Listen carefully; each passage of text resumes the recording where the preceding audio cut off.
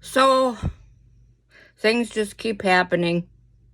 What do you do if you have COPD and type 2 diabetes?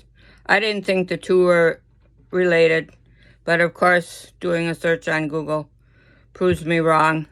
Here's an article from ucsd.edu. Some people have more than one serious chronic health problem. Well, I already knew that diabetics, autoimmune diseases are common. A lot of people with diabetes have other problems, lupus, arthritis, rheumatoid arthritis, Crohn's disease, etc., etc. But I didn't think that COPD was in that category. It can make managing your treatments more complex. I thought keeping my A1C down to 5.7 would be okay. But once you have higher blood sugars, I guess your body attacks you and doesn't like high blood sugars, and all sorts of other things come. But I thought I had mine under control, and it still happened. So this article, if you have chronic pulmonary disease, COPD, you may also have metabolic syndrome of type 2. All of these are ongoing chronic health conditions, and they have similar risk factors, such as smoking and aging. Well, I never smoked, but aging, yes, I am. COPD increases the risk of metabolic syndrome or type 2. It doesn't cause them, but many people have both at the same time, and COPD can make it harder to control type 2. Well, what do you do if your blood sugar, when I was diagnosed, was 6.5 and wasn't high enough to be put on insulin, put me on metformin. I was allergic to metformin, and if I would have taken insulin, I would have went too low. So what's a person to do? I went with low carb, high fat, high good fats way of eating. And here we are with COPD. Your airways are blocked or collapsed. I notice in the morning, I think I have sinus issues too, because my sinuses like here hurt, and then I get a headache. Because airflow doesn't flow normally, it's harder to breathe.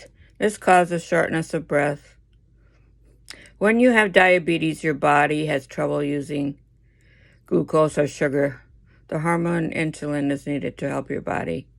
With type 2 diabetes and metabolic syndrome, your body doesn't make enough insulin or can't use the insulin it makes. As a result, the sugar level in your blood becomes too high. It can damage blood vessels, and this can lead to health problems in many parts of your body.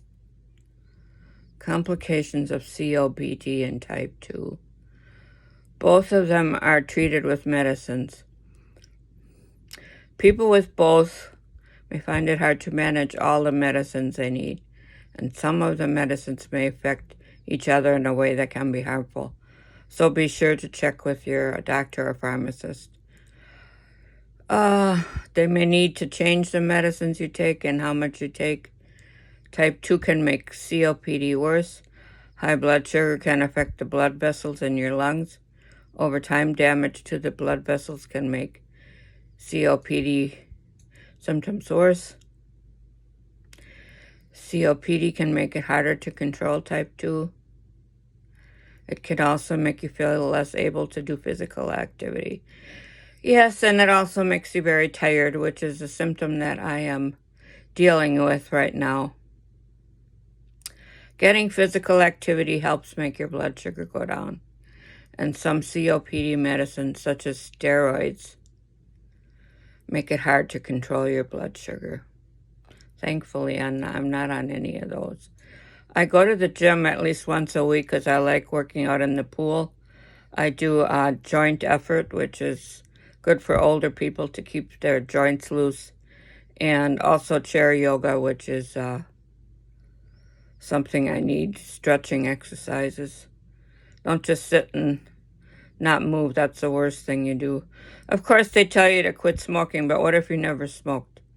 Okay, so then the doctors are in a dilemma, like, why did you get this? You never smoked and you never were in bad factories, asbestos, or breathing bad things. So, best you can do is take your medicines and check your blood sugar and well, now I have to check my oxygen level too. I check it as soon as I wake up in the morning. And make sure you're happy with your healthcare team. You know, they're all different now. You have to go to this one doctor for this and another doctor for that. And that's one of the things I hate, is running around to doctor after doctor. But if they can help you, that's the best thing you can do. Make lifetime changes, yes. Eat a low-carb, healthy fat diet and don't eat all that junk food and processed foods. I concentrate on meat and vegetables. And you know, some vegetables, though you think they're labeled vegetables, they have a lot of sugar, like carrots and sweet potatoes. Do some form of exercise. Lose weight, well, that's another thing. When you have type 2, it's hard to lose weight.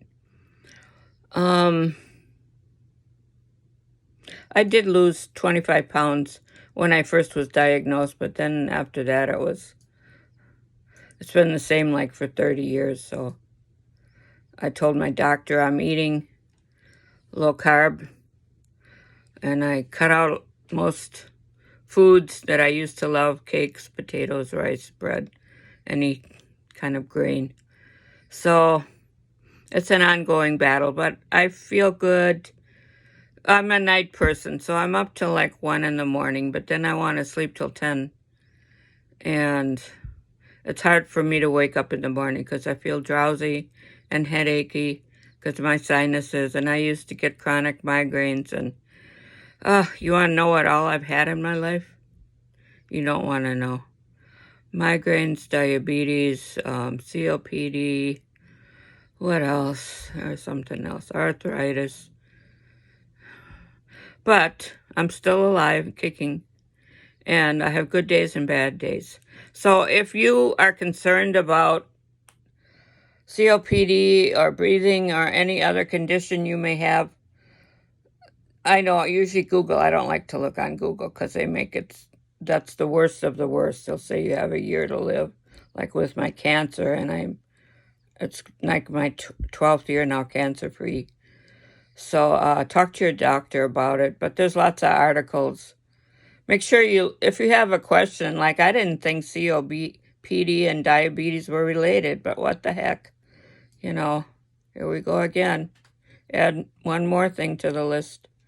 But I am getting older too, so you got to expect something eventually, but not everybody lives till 90. But right now I'm feeling good. This morning I had a bad headache and I took Excedrin. And so it's better now. But the lack of energy is really depressing me. So anyways, it's Friday today. Have a nice weekend. And don't get yourself depressed. Go out and go for a walk or take a ride or go to the gym or go out to eat, whatever. Because depression is a bad thing if you constantly let that bother you. Be happy you're still alive and breathing and can get out of bed, because a lot of people have it worse than us. Alrighty. Thanks for listening. I'll talk to you next time.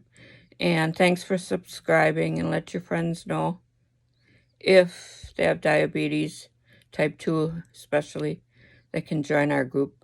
Then I'll put the link at the bottom, and I have 6 diabetes groups, but the main one is called Type 2 Diabetes Support Group. And it has like 35,000 members. And all my groups together have over 100,000 members. So take a look at that group. And if you want to join that, they can help you with the questions you have. Okay, take care. Bye.